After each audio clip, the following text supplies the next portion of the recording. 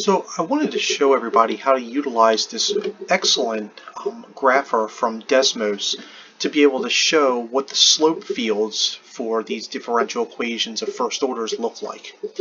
So when you log into the Desmos website, which is right up here, okay, it's also the same one that's on the guided notes, or you could just Google Desmos slope field plotter or something like that.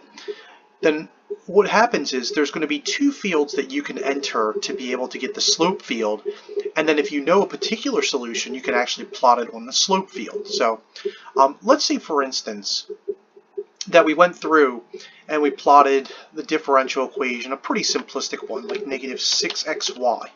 So you just type it in where g of xy is.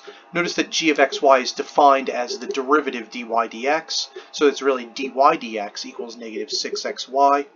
And this is what the slope field looks like. Okay?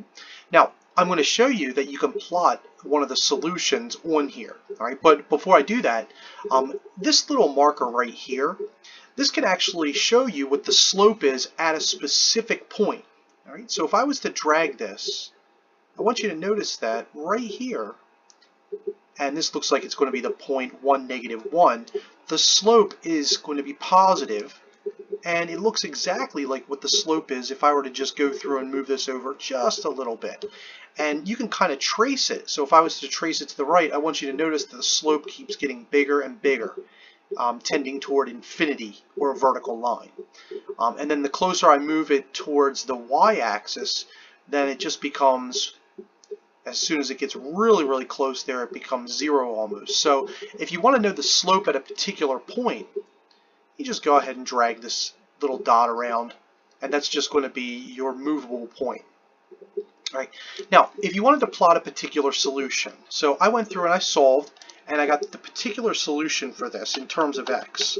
I'm going to say f of x is going to be equal to 7e, and when you write ex or e, you might have to write it as exp, just like a lot of programming languages, to the minus 3x squared. And I'm actually going to show you how to solve this a little bit later.